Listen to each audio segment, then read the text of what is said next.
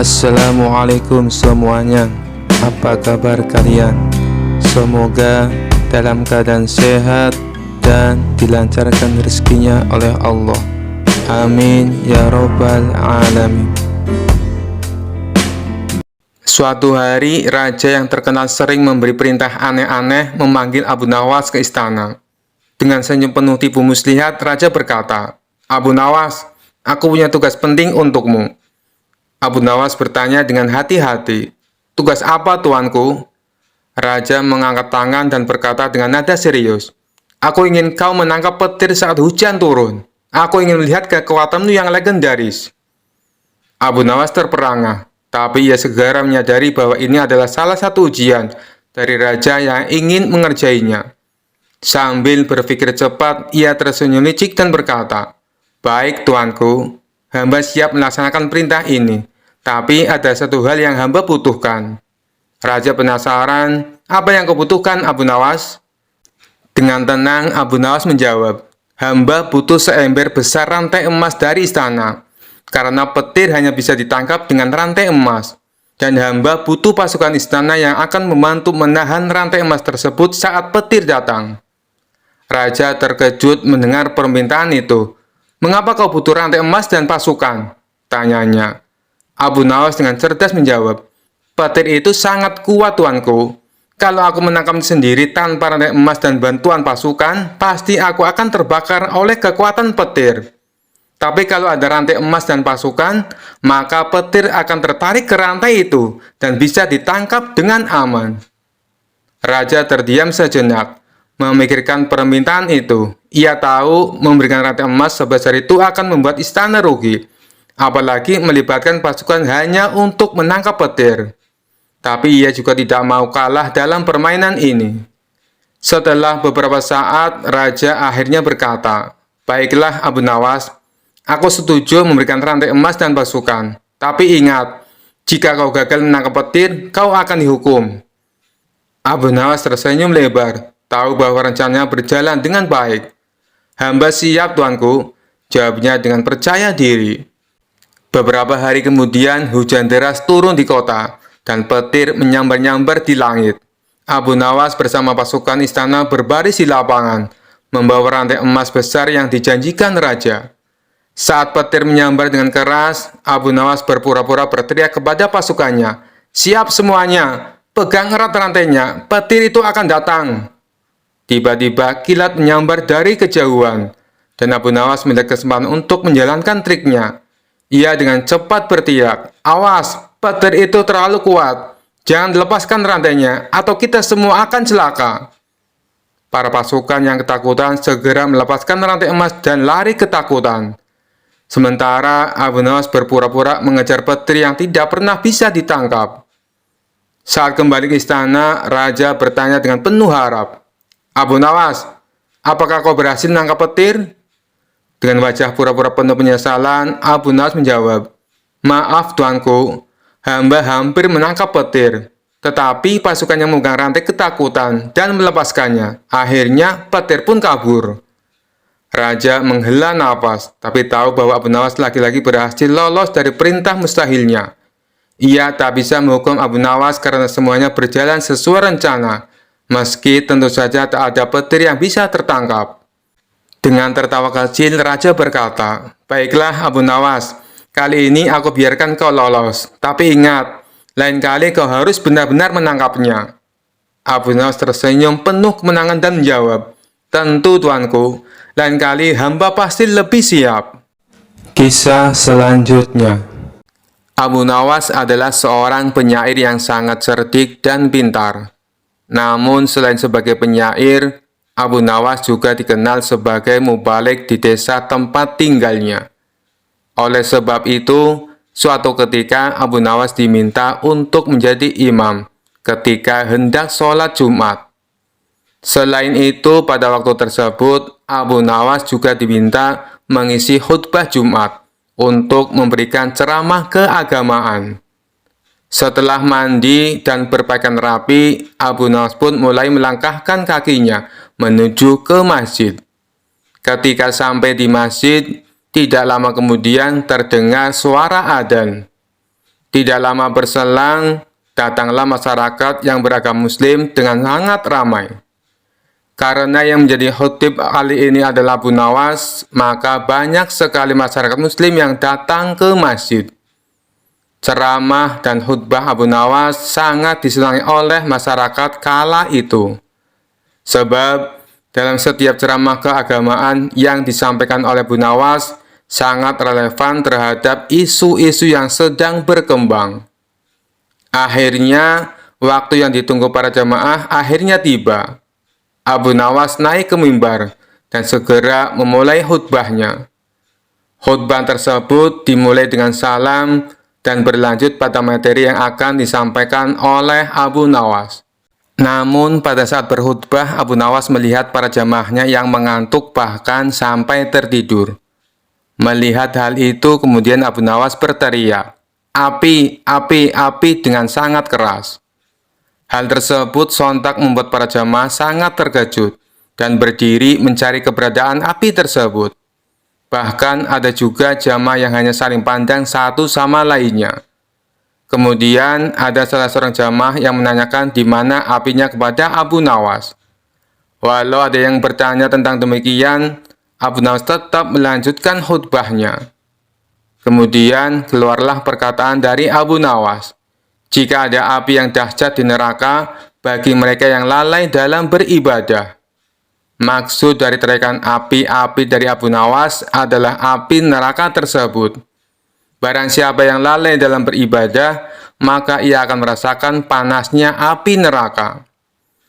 Usai melakukan ceramah tentang api neraka, kemudian Abu Nawas menutup khutbahnya dengan lantunan doa-doa. Setelah itu, Abu Nawas memimpin sholat Jumat dengan khusyuk yang diikuti oleh para jamaah. Ketika sholat, para jamaah masih teringat dan terngiang-ngiang dengan api neraka yang dikatakan oleh Abu Nawas dalam khutbahnya. Walau awalnya terkesan gagal dalam memberikan ceramah keagamaan karena banyak yang mengantuk dan tertidur, namun sesungguhnya Abu Nawas berhasil membuat para jamaah untuk selalu rajin beribadah. Sebab para jamaah selalu ingat dengan khutbah Abu Nawas, di mana saat itu ia mengatakan mereka yang malas beribadah akan merasakan panasnya api neraka. Kisah selanjutnya. Suatu hari di tengah pasar yang ramai, Abu Nawas bertemu dengan Abu Jahil, seorang yang terkenal keras kepala dan selalu ingin mencari kesalahan orang lain. Kali ini Abu Jahil ingin menguji kecerdasan Abu Nawas dengan pertanyaan aneh dan nyeleneh, berharap bisa mempermalukan Abu Nawas di depan orang banyak. Abu Jahil berkata, "Hai Abu Nawas, aku punya pertanyaan yang mungkin sulit kau jawab. Mengapa ada ayat kursi dalam Al-Quran, tapi tidak ada ayat meja? Bukankah kursi dan meja itu sering ada bersama-sama?" Abu Nawas tersenyum mendengar pertanyaan Abu Jahil yang konyol itu. Ia tahu ini hanyalah upaya Abu Jahil untuk membuat orang tertawa. Tetapi sebagai orang yang cerdas, Abu Nawas sudah siap dengan jawabannya. Abu Nawas kemudian berkata, "Wah, pertanyaanmu menarik sekali Abu Jahil. Tapi sebelum aku menjawab, izinkan aku bertanya padamu. Apakah kau tahu fungsi kursi dan meja itu apa?" Abu Jahil terdiam sejenak, lalu menjawab dengan sedikit bingung.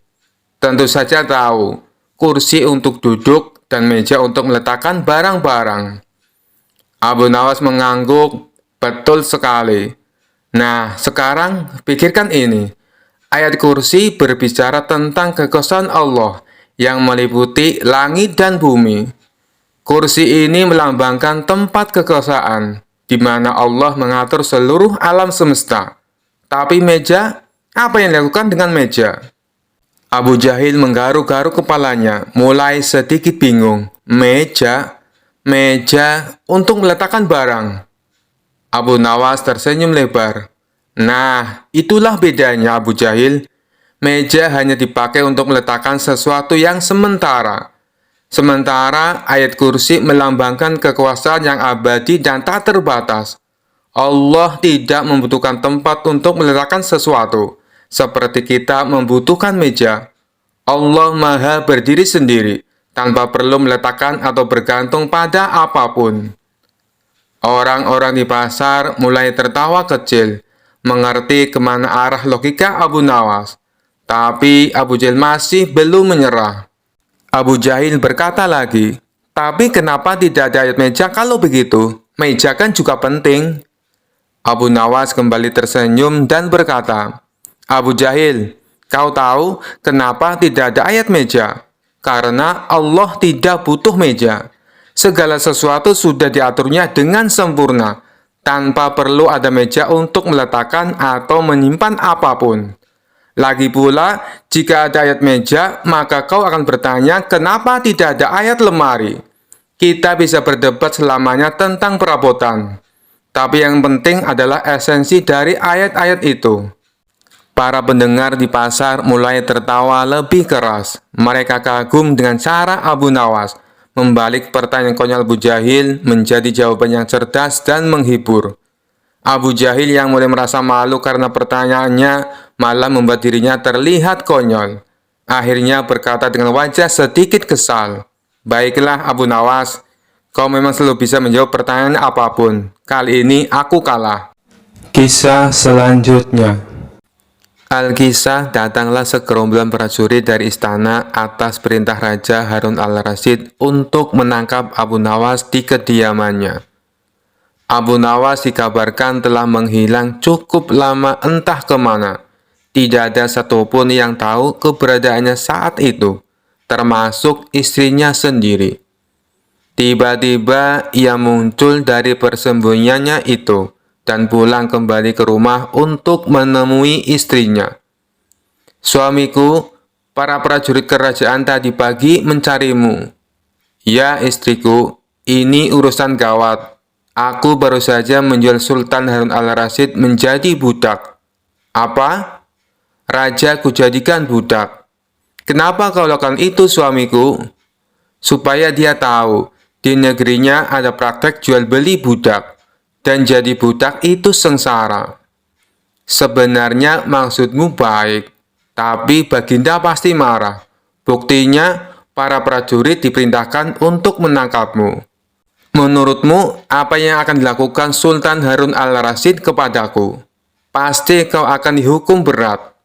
"Gawat, aku akan mengerahkan ilmu yang kusimpan." Abu Nawas masuk ke dalam. Ia mengambil air wudhu lalu mendirikan sholat 2 rakaat. Kemudian berpesan kepada istrinya apa yang harus dilakukan ketika Baginda Raja datang.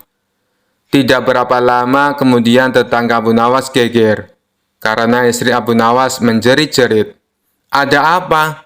tanya tetangga Abu Nawas sambil tergopoh-gopoh. "Suamiku mati." "Hah? Abu Nawas mati?" "Iya." Kini kabar kematian Abu Nawas tersebar ke seluruh pelosok negeri. Baginda Raja terkejut. Kemarahan dan kegeraman beliau agak surut mengingat Abu Nawas adalah orang yang paling pintar menyenangkan dan menghibur Baginda Raja. Baginda Raja beserta beberapa pengawal istana beserta tabib istana segera menuju rumah Abu Nawas.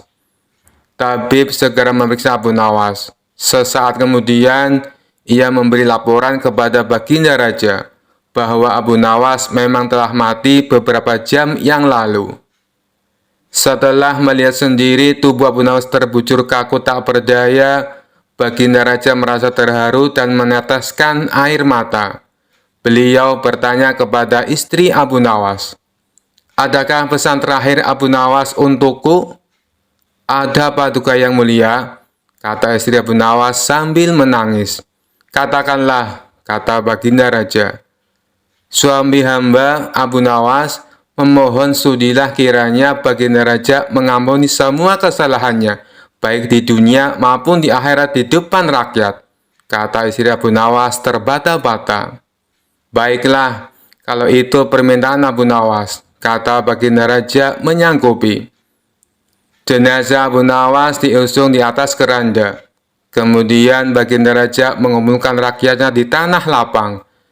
Beliau berkata, "Wahai rakyatku, dengarkanlah bahwa hari ini aku, Sultan Harun al-Rasyid, telah memaafkan segala kesalahan Abu Nawas yang telah diperbuat terhadap diriku dari dunia hingga akhirat, dan kalianlah sebagai saksinya."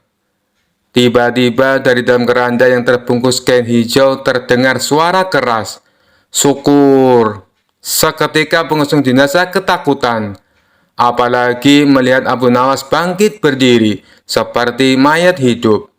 Seketika rakyat yang berkumpul lari tunggang langgang, bertubrukan, dan banyak yang jatuh terkilir.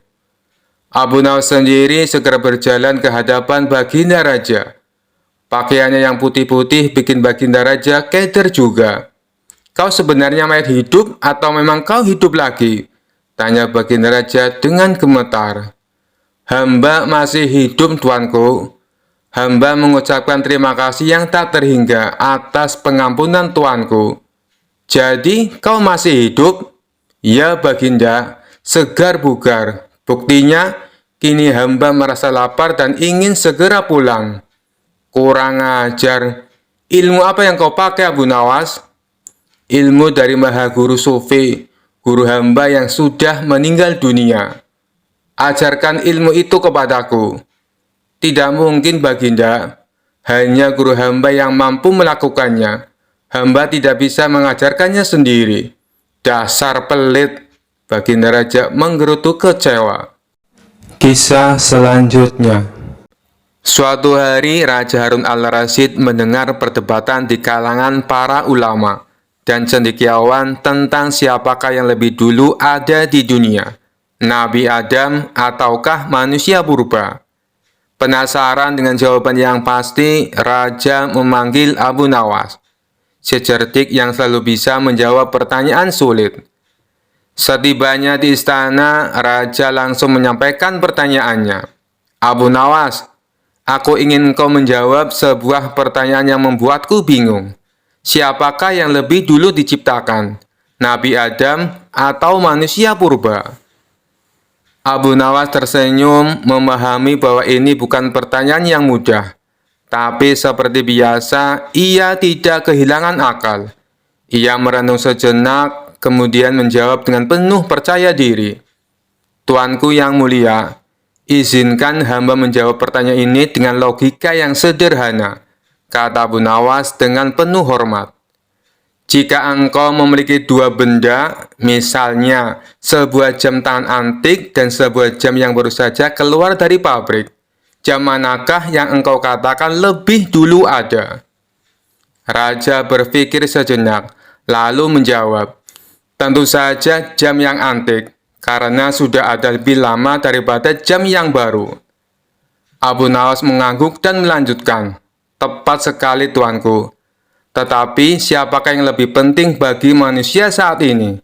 Jam antik yang indah tetapi mungkin tidak berfungsi lagi, atau jam baru yang berfungsi dengan baik dan akurat menunjukkan waktu?" Raja berpikir lebih dalam dan berkata, "Tentu saja jam yang berfungsi, meskipun itu baru, karena kegunaannya lebih penting." Abu Nawas tersenyum lebar. "Begitu pula dengan Nabi Adam, tuanku. Nabi Adam adalah manusia pertama yang diciptakan Allah sebagai nenek moyang kita, dan yang mengajarkan kita bagaimana menjadi manusia sejati. Manusia purba, meskipun mungkin ada dalam sejarah yang panjang, mereka tidak seperti kita, tidak membawa ajaran dan pengetahuan yang kita miliki sekarang. Nabi Adam lebih dahulu sebagai manusia yang sempurna dan lengkap, dengan akal, ilmu, dan perintah dari Allah." Raja terdiam sejenak, merenungkan jawaban itu. Kemudian ia tertawa, puas dengan jawaban Abu Nawas yang cerdas dan penuh makna. "Abu Nawas, seperti biasa engkau menjawab pertanyaanku dengan kecerdikanmu yang luar biasa. Aku tak bisa membantah logikamu. Engkau benar. Nabi Adam lebih dahulu sebagai manusia yang kita kenal, dan manusia purba hanyalah bagian dari sejarah yang jauh dari kita sekarang." Abu Nawas tersenyum lalu berkata, "Terima kasih, tuanku. Hamba hanya menjawab dengan cara sederhana yang bisa dipahami oleh akal dan hati." Kisah selanjutnya. Dikisahkan suatu ketika Abu Nawas dan istrinya terlihat murung dan sedih. Penyebabnya lantaran ulah sejumlah pekerja kerajaan atas perintah Raja Harun al-Rasyid membongkar rumah Abu Nawas. Dalihnya sang raja mendapat petunjuk lewat mimpi kalau di bawah rumah Abu Nawas terpendam harta karun berupa emas dan permata. Tanpa berlama-lama lagi, raja pun memerintahkan pekerjanya untuk mencari keberadaan harta karun tersebut. Sementara yang dicari tak berhasil didapatkan. Namun, rumah Abu Nawas menjadi rusak porak-poranda. Dan yang membuat Abu Nawas kesal dan sakit hati, jangankan memperbaiki rumahnya seperti sedia kala, basa-basi permintaan maaf pun dari kerajaan tidak ada. Cukup lama Abu Nawas memeras otak, namun belum berhasil menemukan muslihat untuk membalas perbuatan baginda raja. Makanan yang dihidangkan istrinya pun tidak dimakan, karena nafsu makannya telah hilang. Keesokan harinya, Abu Nawas melihat banyak lalat-lalat mulai menyerbu makanannya yang sudah mulai basi. Begitu melihat lalat-lalat itu berterbangan, Abu Nawas tiba-tiba saja tertawa riang seolah mendapatkan ide. "Tolong, ambilkan kain penutup untuk makananku dan sebatang besi," kata Abu Nawas kepada istrinya. Dengan wajah berseri-seri, Abu Nawas berangkat menuju istana. Setiba di istana, Abu Nawas membungkuk memberi hormat kepada raja. Raja pun terkejut atas kedatangan Abu Nawas. Di hadapan para menterinya, Raja Harun al-Rasyid mempersilahkan Abu Nawas untuk menghadap. "Ampun tuanku, hamba menghadap tuanku baginda hanya untuk mengadukan perlakuan tamu-tamu yang tidak diundang. Mereka memasuki rumah hamba tanpa izin dan berani memakan makanan hamba," lapor Abu Nawas. "Siapakah tamu-tamu tidak diundang itu, wahai Abu Nawas?" ujar baginda raja dengan bijaksana. "Lalat-lalat ini, tuanku," kata Abu Nawas sembari membuka penutup piringnya. "Kepada siapa lagi kalau bukan kepada paduka junjungan hamba? Hamba mengadukan perlakuan yang tidak adil ini," ujar Abu Nawas lagi. "Lalu, keadilan yang bagaimana yang engkau inginkan dariku?" tanya baginda raja penasaran. "Hamba hanya minta izin tertulis dari baginda raja sendiri, agar hamba bisa dengan leluasa menghukum lalat-lalat yang nakal itu," kata Abu Nawas memulai muslihatnya. Akhirnya Raja Harun al-Rasyid dengan terpaksa membuat surat izin yang isinya memperkenankan Abu Nawas memukul lalat-lalat itu dimanapun mereka hinggap. Setelah mendapat izin tertulis itu, Abu Nawas mulai mengusir lalat-lalat di piringnya hingga mereka terbang dan hinggap di sana-sini. Dengan menggunakan tongkat besi yang telah dibawanya dari rumah, Abu Nawas dengan semangatnya mengejar dan memukul lalat-lalat itu dimanapun hinggap.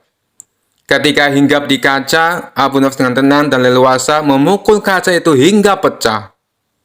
Kemudian vas bunga indah milik sang raja juga ikut terkena pukul dan pecah. Akhirnya hanya dalam beberapa menit saja seluruh perabot istana hancur. Raja Harun al-Rasyid tidak bisa berbuat apa-apa, lantaran ia sendiri yang sudah memberikan izin kepada Abu Nawas. Setelah merasa puas, Abu Nawas pun mohon diri. Melihat barang-barang kesayangannya hancur berantakan, Raja baru sadar betapa kelirunya telah berbuat semena-mena kepada Abu Nawas. Kisah selanjutnya. Suatu hari Abu Nawas sedang duduk santai di depan rumahnya sambil menyeruput teh hangat. Tiba-tiba terdengar suara gaduh dari kejauhan. Ketika Abu Nawas menoleh, ia melihat debu mengepul di udara, diikuti oleh bayangan seseorang yang mendekat dengan sangat cepat. Begitu debu menghilang, tampak seorang pria dengan tongkat ajaib di tangannya dan bulu monyet di kepalanya. Dia berdiri gagah di depan Abu Nawas. "Abu Nawas, aku adalah Sung Gokong, Raja Kera dari Cina. Aku mendengar bahwa kau adalah orang yang paling licik di negeri ini. Maka aku datang untuk menantangmu bertarung," teriak Sung Gokong dengan penuh semangat. Abu Nawas yang masih dalam mode santai hanya menghela nafas. "Aduh, Pagi-pagi kok sudah ada tantangan bertarung. Apa tidak ada hal lain yang lebih damai untuk dilakukan? Namun Sung Gokong tampak tak sabar. Dia memutar tongkatnya lalu berkata, "Kau tidak bisa mengelak, Abu Nawas. Kau harus menerima tantanganku atau kehilangan kehormatanmu." Abu Nawas berpikir cepat. Melawan Raja Kera yang sakti dan bisa terbang, ini jelas tidak seimbang. Tapi Abu Nawas adalah orang yang dikenal selalu punya akal licik untuk menghadapi situasi sulit. Maka dengan senyum liciknya ia berkata, "Baiklah Sung Gokong, aku akan melawanmu tapi aku punya syarat." Sung Gokong menatap penasaran. "Apa syaratnya?" Abu Nawas menjawab dengan tenang, "Kita akan bertarung di sebuah medan yang tak pernah kau lihat sebelumnya. Aku tahu kau hebat di udara, di tanah, dan bahkan di air. Tapi aku ingin melihat apakah kau bisa menang di tempat yang lebih sulit." Sung Gokong tertawa meremehkan. "Tempat apapun, aku pasti bisa mengalahkanmu, Abu Nawas." Abu Nawas tersenyum. "Baiklah, ikutlah aku ke medan pertarungan kita." Abu Nawas lalu membawa Sung Gokong ke sebuah lapangan yang luas, yang dipenuhi oleh kasur empuk dan guling-guling besar. Sung Gokong mengerutkan kening dan bingung. "Tempat apa ini?" tanya Sung Gokong. "Ini adalah medan pertarungan kita, Sung Gokong," kata Abu Nawas dengan penuh percaya diri. "Pertarungan kita bukan soal kekuatan, tapi soal bertahan. Kita akan bertarung di sini dengan satu aturan. Siapa yang tertidur dulu, dialah pemenangnya." Sung Gokong yang terkenal selalu aktif dan lincah merasa heran. "Tertidur? Itu konyol. Aku tak pernah tidur, apalagi dalam situasi bertarung." Abu Nawas tersenyum lebar. "Nah, itulah tantangannya. Kau tak hanya harus menang, tapi juga melawan rasa kantuk. Siapa yang pertama tidur, dialah pemenangnya." Sung Gokong tertawa keras, meremehkan tantangan itu.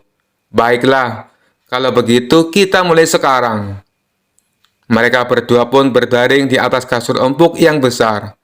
Tak sampai 10 menit, Sung Gokong yang tak terbiasa diam dalam posisi nyaman mulai gelisah. Matanya berkedip-kedip. Tubuhnya merasa rileks di atas kasur empuk, dan tanpa sadar, dia tertidur lelap. Abu Nawas yang sudah biasa bersantai dengan liciknya menunggu sampai Sung Gokong tertidur.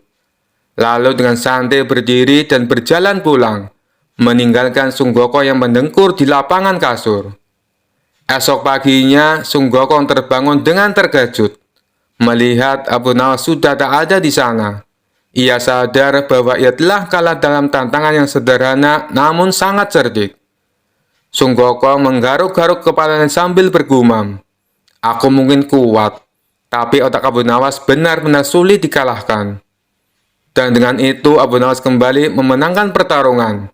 Kali ini melawan Raja Kera dari Cina, tanpa harus mengangkat satu senjata pun. Kisah selanjutnya. Kisah ini berawal ketika Baginda Raja baru pulang dari negeri seberang. Ia pun menceritakan pengalamannya selama tinggal di sana, termasuk mengenai seorang pengawal pribadi Raja negeri seberang yang terkenal sakti. Si pengawal tersebut bisa muncul tiba-tiba tanpa diketahui dari mana ia datang. Mendengar cerita Baginda Raja, sang menteri pun merasa takjub. "Maksud Paduka, pengawal itu bisa muncul tiba-tiba?" tanya sang menteri merasa heran. "Benar wahai menteriku, saat itu saya sedang duduk dengan Raja negeri seberang. Tapi di samping kanan kirinya tak ada seorang pun pengawal. Lalu saya coba tanya kepadanya, 'Kenapa pengawalmu tidak mendampingi?' Dia malah tersenyum. Kemudian dia teriak memanggil pengawalnya. Tiba-tiba di hadapan kami sudah berdiri seorang pengawal, yang entah datangnya dari mana," kata Baginda Raja menjelaskan. "Bisa jadi pengawal tersebut sebenarnya adalah jin Paduka," timpal sang menteri. "Mungkin juga bisa jadi dia adalah jin," balas Baginda Raja.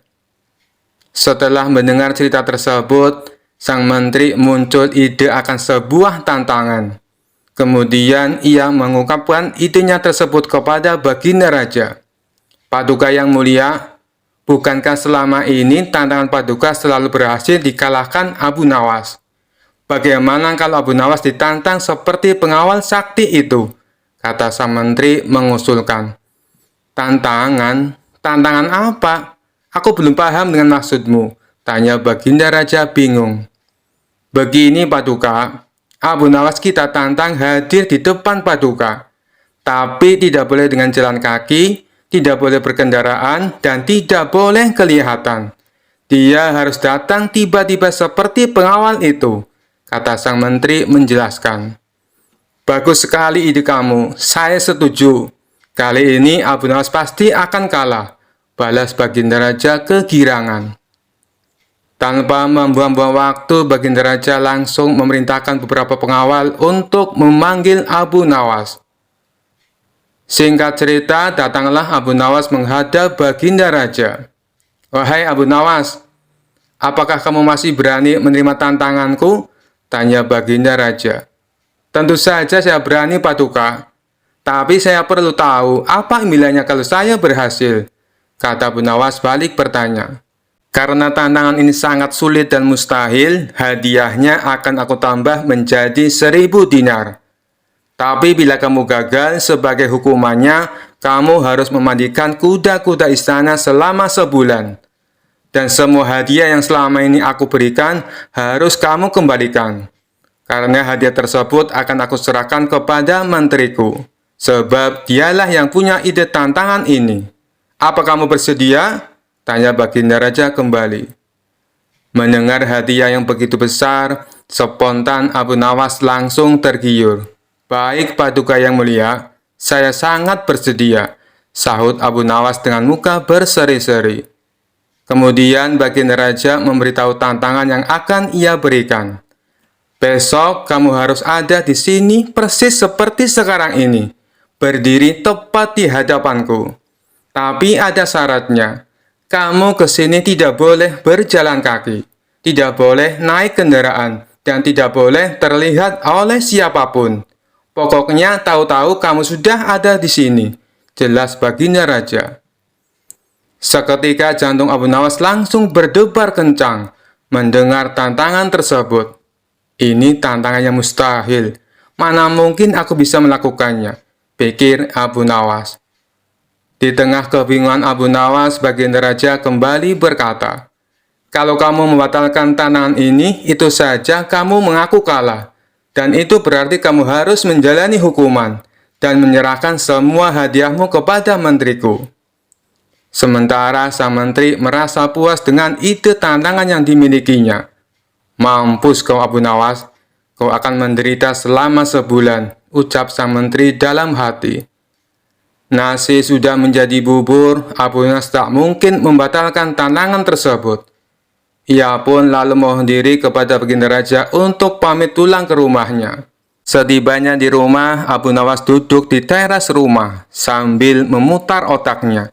Ia terus memikirkan cara agar terlepas dari hukuman. Namun sampai waktu menjelang sore, ia tak juga menemukan solusinya. Hampir saja Abu Nawas dibuat stres karena akan cerdiknya menemukan jalan buntu. Saat ia tengah termenung, salah seorang tetangganya lewat di depan rumah Abu Nawas dengan memanggul karung yang besar. Iseng-iseng Abu Nawas bertanya kepadanya, "Wahai kawan, apa yang kau bawa itu?" Tetangganya menjawab, "Kambing Abu Nawas." "Kambing? Kenapa tidak dituntun saja? Itu akan meringankan pekerjaanmu," kata Abu Nawas menyarankan. "Saya sengaja Abu Nawas, biar orang-orang tidak tahu," balas tetangganya. Dari situlah akhirnya Abu Nawas menemukan solusi atas tantangan Baginda Raja. Kemudian Abu Nawas pergi menemui menteri yang punya ide tantangan tersebut. "Tuan Menteri, sepertinya besok saya akan dihukum. Tapi bolehkah saya minta tolong?" pinta Abu Nawas. "Minta tolong apa?" tanya sang menteri. "Besok ambillah karung yang ada di rumahku dan bawalah ke hadapan Baginda Raja," ucap Abu Nawas. "Apa isi karung itu?" tanya sang menteri kembali. "Isinya semua hadiah dari Baginda Raja." Selama ini aku kumpulkan di dalam karung tersebut. Bukankah nantinya juga akan jadi milikmu? Ujar Abu Nawas. Oh, baiklah Abu Nawas. Saya siap, balas sang menteri. Esok paginya sang menteri menuju rumah Abu Nawas. Sesampainya di sana, ia hanya menjumpai istrinya. Mana Abu Nawas? Tanya sang menteri.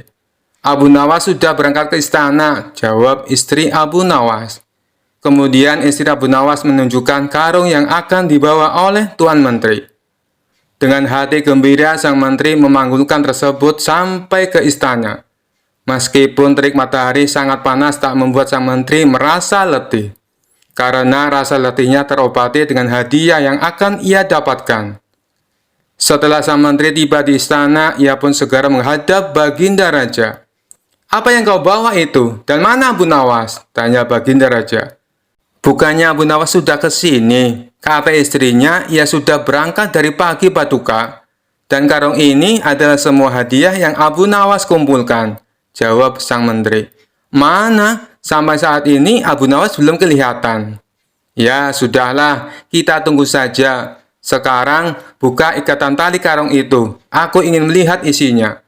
Sang menteri pun langsung membuka ikatan tali karung tersebut. Ketika karung itu terbuka, tiba-tiba muncul Abu Nawas dari dalam karung. Hamba sudah di sini, Paduka, seperti yang Paduka inginkan. Tidak berjalan kaki, tidak berkendaraan, dan tidak diketahui oleh siapapun, ucap Abu Nawas. Sontak Baginda Raja dan sang menteri terkejut dibuatnya. Baginda Raja pun langsung tertawa terpinggal-pinggal dengan tingkah Abu Nawas ini. Kamu memang cerdik, Abu Nawas, puji Baginda Raja sambil terus tertawa. Sementara sang menteri yang punya ide tantangan ini malah mendapatkan sial. Ia bukan hanya gagal mendapatkan hadiah, tapi tanpa ia sadari, ia malah membantu Abu Nawas dalam menjalankan tantangannya. Kisah selanjutnya. Suatu hari Abu Nawas sedang duduk santai di depan rumahnya sambil menyeruput teh hangat. Tiba-tiba terdengar suara gaduh dari kejauhan. Ketika Abu Nawas menoleh, ia melihat debu mengepul di udara, diikuti oleh bayangan seseorang yang mendekat dengan sangat cepat. Begitu debu menghilang, tampak seorang pria dengan tongkat ajaib di tangannya dan bulu monyet di kepalanya. Dia berdiri gagah di depan Abu Nawas. Abu Nawas, aku adalah Sung Gokong, Raja Kera dari Cina. Aku mendengar bahwa kau adalah orang yang paling licik di negeri ini. Maka aku datang untuk menantangmu bertarung, teriak Sung Gokong dengan penuh semangat. Abu Nawas yang masih dalam mode santai hanya menghela nafas. Aduh, pagi-pagi kau sudah ada tantangan bertarung. Apa tidak ada hal lain yang lebih damai untuk dilakukan? Namun Sung Gokong tampak tak sabar. Dia memutar tongkatnya lalu berkata, kau tidak bisa mengelak Abu Nawas. Kau harus menerima tantanganku atau kehilangan kehormatanmu. Abu Nawas berpikir cepat. Melawan Raja Kera yang sakti dan bisa terbang, ini jelas tidak seimbang. Tapi Abu Nawas adalah orang yang dikenal selalu punya akal licik untuk menghadapi situasi sulit. Maka dengan senyum liciknya ia berkata, baiklah Sung Gokong, aku akan melawanmu tapi aku punya syarat. Sung Gokong menatap penasaran. Apa syaratnya? Abu Nawas menjawab dengan tenang. Kita akan bertarung di sebuah medan yang tak pernah kau lihat sebelumnya. Aku tahu kau hebat di udara, di tanah, dan bahkan di air. Tapi aku ingin melihat apakah kau bisa menang di tempat yang lebih sulit. Sung Gokong tertawa meremehkan. Tempat apapun, aku pasti bisa mengalahkanmu, Abu Nawas. Abu Nawas tersenyum. Baiklah, ikutlah aku ke medan pertarungan kita. Abu Nawas lalu membawa Sung Gokong ke sebuah lapangan yang luas, yang dipenuhi oleh kasur empuk dan guling-guling besar. Sung Gokong mengerutkan kening dan bingung. Tempat apa ini? Tanya Sung Gokong. Ini adalah medan pertarungan kita, Sung Gokong, kata Abu Nawas dengan penuh percaya diri. Pertarungan kita bukan soal kekuatan, tapi soal bertahan. Kita akan bertarung di sini, dengan satu aturan. Siapa yang tertidur dulu, dialah pemenangnya. Sung Gokong yang terkenal selalu aktif dan lincah merasa heran. Tertidur? Itu konyol. Aku tak pernah tidur, apalagi dalam situasi bertarung. Abu Nawas tersenyum lebar. Nah, itulah tantangannya. Kau tak hanya harus menang, tapi juga melawan rasa kantuk. Siapa yang pertama tidur, dialah pemenangnya. Sung Gokong tertawa keras, meremehkan tantangan itu. Baiklah, kalau begitu kita mulai sekarang. Mereka berdua pun berbaring di atas kasur empuk yang besar. Tak sampai 10 menit, Sung Gokong yang tak terbiasa diam dalam posisi nyaman mulai gelisah. Matanya berkedip-kedip. Tubuhnya merasa rileks di atas kasur empuk, dan tanpa sadar, dia tertidur lelap. Abu Nawas yang sudah biasa bersantai dengan liciknya menunggu sampai Sung Gokong tertidur.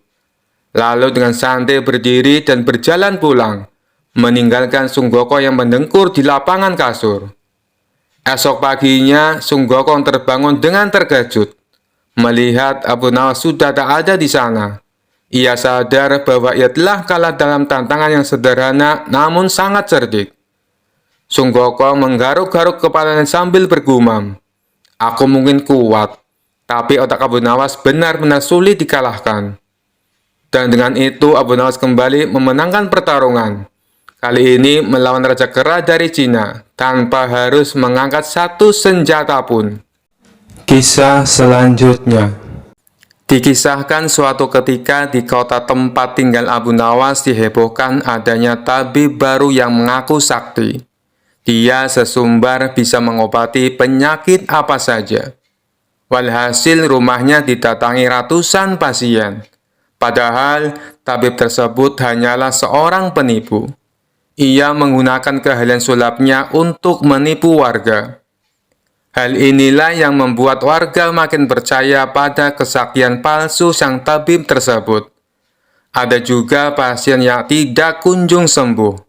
Namun karena rayon manis sang tabib palsu, ia selalu menuruti perkataannya agar kembali berobat. Sampai pada suatu ketika Abu Nawas jatuh sakit yang tidak kunjung sembuh.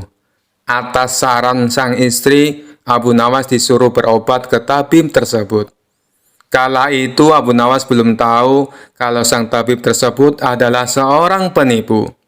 Ia pun menuruti saran sang istri. Namun sudah 3 kali berobat, sakit Abu Nawas tidak kunjung sembuh. Padahal sekali berobat bayarnya 100 dinar. Dan Abu Nawas sudah menghabiskan 300 dinar, tanpa ada sedikit pun tanda-tanda kesembuhan pada dirinya. Akibatnya Abu Nawas mulai curiga jangan-jangan tabib itu seorang penipu.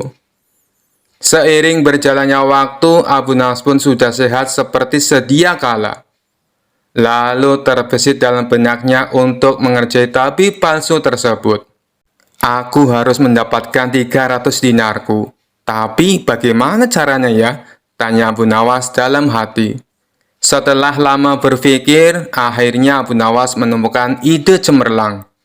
Keesok harinya, dia membuka praktek pengobatan di depan rumahnya. Lengkap dipasang papan yang bertuliskan, sembuh bayar 100 dinar, kalau tidak sembuh, uang kembali 1000 dinar. Para pasien yang rencananya berobat ke tabib palsu, mendadak memilih datang ke rumah Abu Nawas. Rumah Abu Nawas pun penuh sesak oleh pasien. Entah karena kebetulan atau bagaimana, hampir semua pasien yang diobati berhasil disembuhkan. Sementara di rumah tabib palsu terlihat sepi, tidak ada seorang pasien pun yang datang.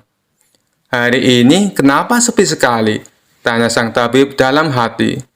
Selang beberapa lama datanglah asistennya dan mengabarkan berita tentang klinik Abu Nawas. Tuan, Abu Nawas sekarang buka praktek pengobatan, kata asistennya melaporkan.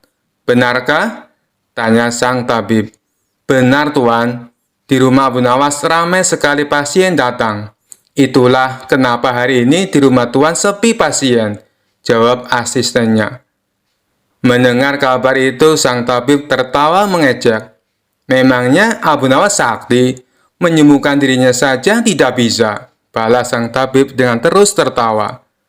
Bukan masalah sakti atau tidaknya Tuan, tapi di depan rumah Abu Nawas terpajang papan yang bertuliskan sembuh bayar 100 dinar.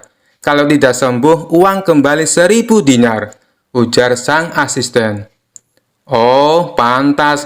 Aku hari ini sepi pasien. Tapi apa memang benar begitu? Tanya sang tabib penasaran. Saya lihat sendiri, Tuan. Tapi anehnya, pasien yang berobat ke Abu Nawas hampir semuanya sembuh dari penyakitnya, jawab sang asisten. Mendengar penuturan asistennya, muncul sifat asli tapi palsu. Ia berencana menipu Abu Nawas. Beberapa hari ke depan untuk sementara kita tutup dulu. Biarlah Abu Nawas yang membuka praktek pengobatan, ucap sang tabib kepada asistennya. Memangnya kenapa, Tuan? Tanya asistennya penasaran. Aku punya rencana untuk menipu Abu Nawas. Aku pasti akan mendapatkan 1000 dinar, jawab tabib palsu itu. Tapi bagaimana caranya? Tanya sang asisten bertambah penasaran. Begini, aku akan berobat ke tempat Abu Nawas. Aku akan berpura-pura sakit pada indera perasa lidahku. Kalau ditanya sembuh atau tidak, tentu saja aku akan mengatakan tidak. Karena yang tahu sembuh atau tidaknya kan hanya aku, paparnya. Dengan begitu, aku bisa dapat dengan mudah mendapatkan 1000 dinar, kata sang tabib menjelaskan. Singkat cerita, datanglah tabib palsu itu ke rumah Abu Nawas. Hai Abu Nawas, aku ingin berobat kepadamu, kata sang tabib. Bukankah kau seorang tabib? Kenapa malah berobat kemari? Tanya Abu Nawas. Iya benar, tapi di tempatku tidak ada obatnya, makanya aku datang ke sini, jawab sang tabib. Memangnya kamu sakit apa? Tanya Abu Nawas lagi.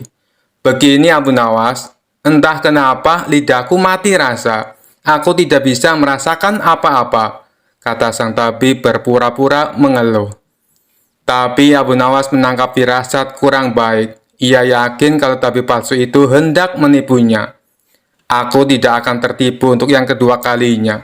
Justru kedatanganmu sudah aku tunggu-tunggu, ucap Abu Nawas dalam hati.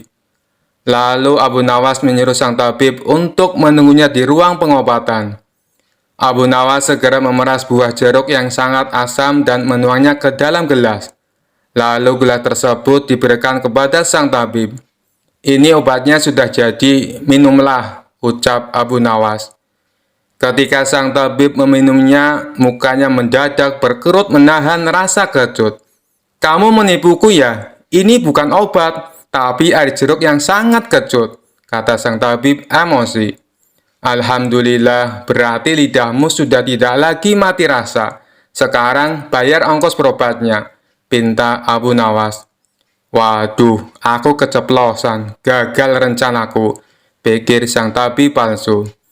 Ia pun terpaksa memberikan uang 100 dinar kepada Abu Nawas. Tapi sang tabib tidak putus asa. Ia terus berusaha agar bisa mendapatkan 1000 dinar. Hari berikutnya, ia kembali mendatangi Abu Nawas. Hai Abu Nawas, aku mau berobat lagi, kata sang tabib palsu. Oh, silahkan. Apa lidahmu masih mati rasa? Tanya Abu Nawas meledek. Bukan, kali ini penyakitnya berbeda, jawab sang tabib. Luar biasa, ternyata kamu punya banyak stok penyakit. Kali ini apa penyakitnya? Tanya Abu Nawas lagi. Aku hilang ingatan Abu Nawas, jawab tabib palsu itu. Apakah kamu kesandung kasus korupsi, makanya hilang ingatan? Tanya Abu Nawas. Enak saja, memangnya aku pejabat, jawab tabib dengan nada protes. Baiklah, kamu tunggu di sini sebentar, aku akan mengambilkan obatnya, ucap Abu Nawas. Tidak berapa lama, Abu Nawas kembali menemui sang tabib palsu. Ini obatnya, silakan diminum, kata Abu Nawas sambil memberikan gelasnya. Aku tidak mau minumnya Abu Nawas, ujar sang tabib. Loh, memangnya kenapa? Katanya pengen sembuh, ucap Abu Nawas. Ini kan perasaan air jeruk seperti kemarin. Aku tidak mau, kata sang tabib menolak. Alhamdulillah, tanpa meminumnya pun kamu sudah sembuh. Sini, bayar 100 dinar, pinta Abu Nawas lagi. Sudah sembuh? Sembuh apanya? Kamu jangan mengada-ada, Abu Nawas, protes sang tabib. Buktinya, kamu masih ingat dengan obat yang kemarin aku berikan itu.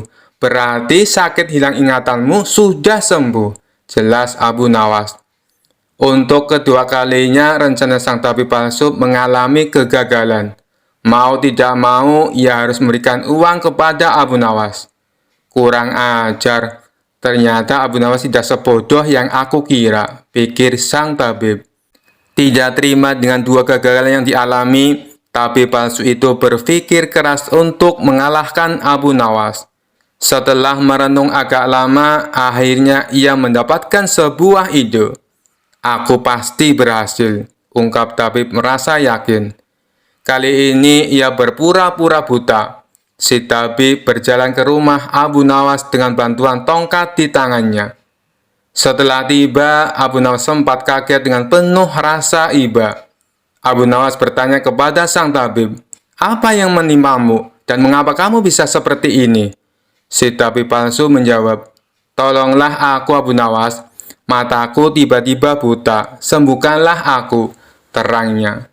Tabib itu kemudian dipersilakan masuk dan duduk di ruang pengobatan. Setelah mengamatinya dengan seksama, Abu Nawas akhirnya menyadari bahwa itu adalah tipuan. Namun, Abu Nawas tidak pernah kehilangan akal. Ia punya cara lain untuk menghadapinya. "Sepertinya penyakit kebutaanmu sudah sangat parah. Maafkan aku, untuk kali ini tidak mampu mengobatinya," ucap Abu Nawas pura-pura sedih. Mendengar jawaban tersebut, sang tabib langsung kegirangan. Akhirnya bisa mengelabui Abu Nawas. "Terus bagaimana ini, Abu Nawas? Padahal aku berharap banyak kepadamu," kata sang tabib berpura-pura. "Iya, mau bagaimana lagi? Aku tidak mungkin bisa menyembuhkanmu," jawab Abu Nawas. "Kalau begitu, aku dapat uang 1000 dinar dong," tanya tabib palsu itu penuh harap. "Tentu saja kawan, aku tidak mungkin berdusta," balas Abu Nawas.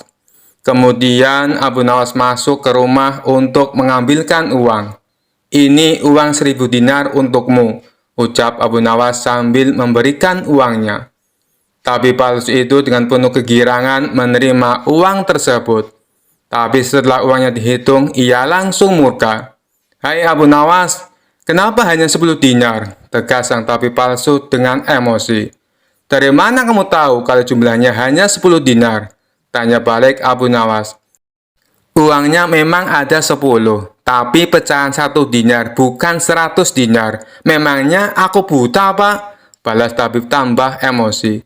"Alhamdulillah, sekarang kamu sudah sembuh," kata Abu Nawas sambil mengambil kembali uangnya. "Maksudmu apa, Abu Nawas? Kenapa uangnya diambil lagi?" tanya si tabib kebingungan. "Loh, kamu kan sudah sembuh. Sini bayar 100 dinar, pinta Abu Nawas. "Sembuh apanya? Kamu jangan mengada-ada, Abu Nawas," protes si tabib palsu.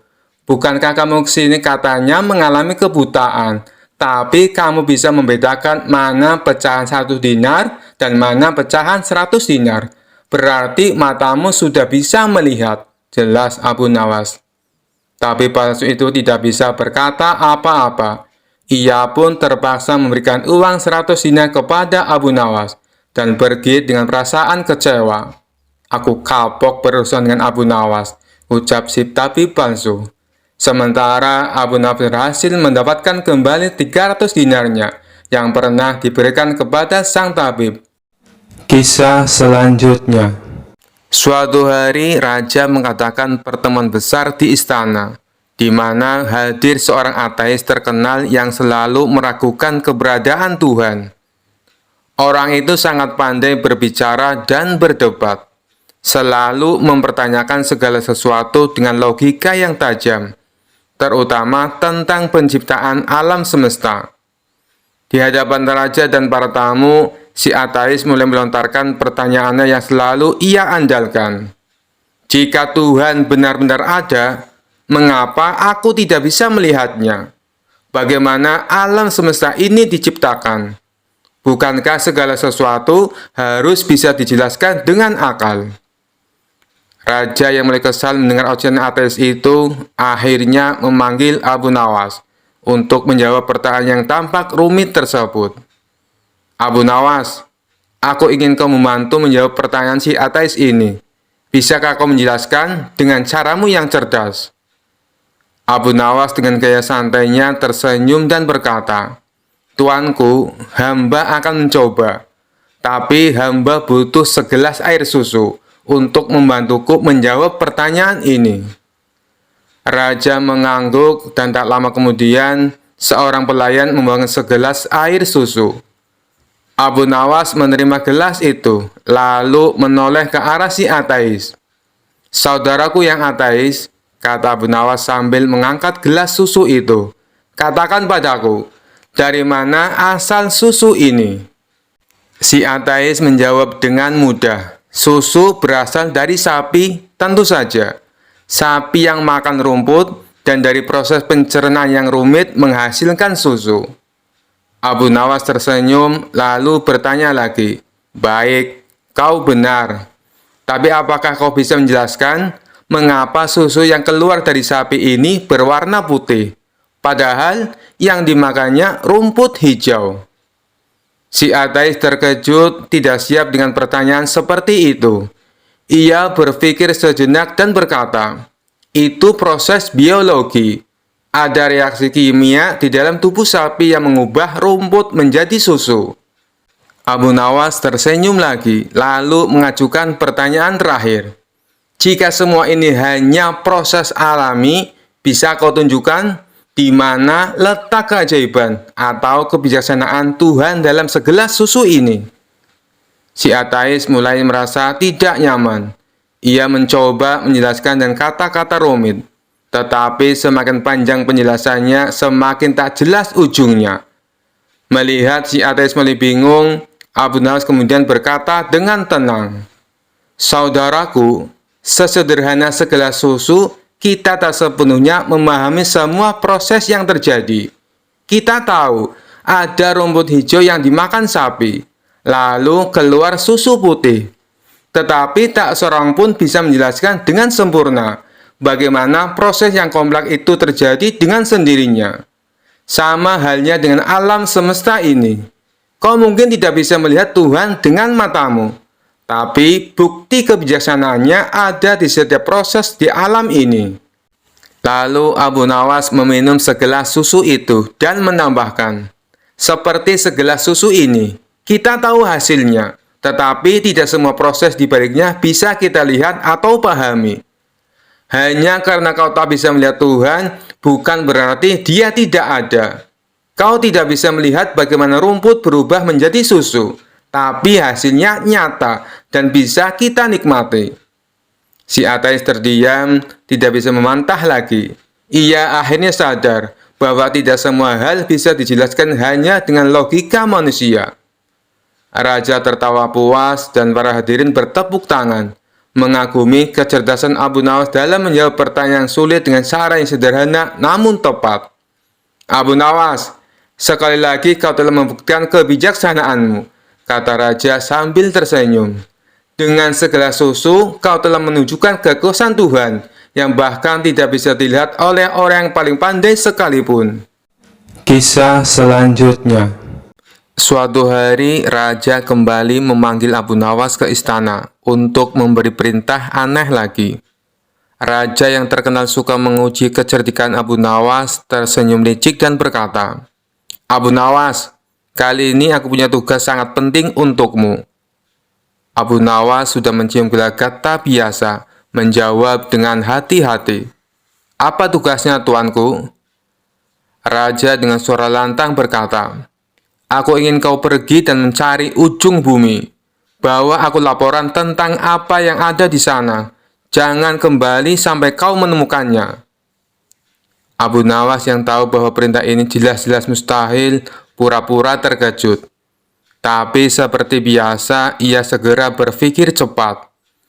Dengan wajah serius, Abu Nawas menjawab, Baik, tuanku. Hamba akan mencari ujung bumi, tapi hamba butuh beberapa persiapan. Raja mengangkat alis penasaran. Apa yang kau butuhkan kali ini, Abu Nawas?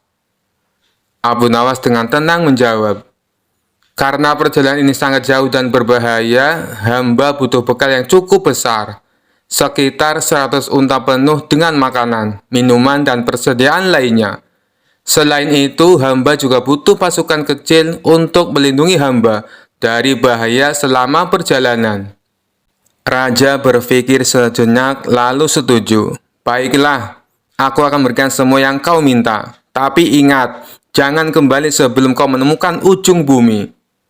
Abu Nawas tersenyum dan berjanji akan melakukan tugasnya dengan baik. Lalu ia segera memulai perjalanannya dengan 100 unta penuh bekal dan pasukan kecil yang menyertainya. Selama beberapa minggu, Abu Nawas dan rombongannya berkeliling kota, berpura-pura sedang dalam perjalanan jauh. Setiap hari, ia dan pasukannya beristirahat, makan enak, dan menikmati hidup. Sementara orang-orang di kota berpikir Abu Nawas sedang melakukan perjalanan untuk mencari ujung bumi.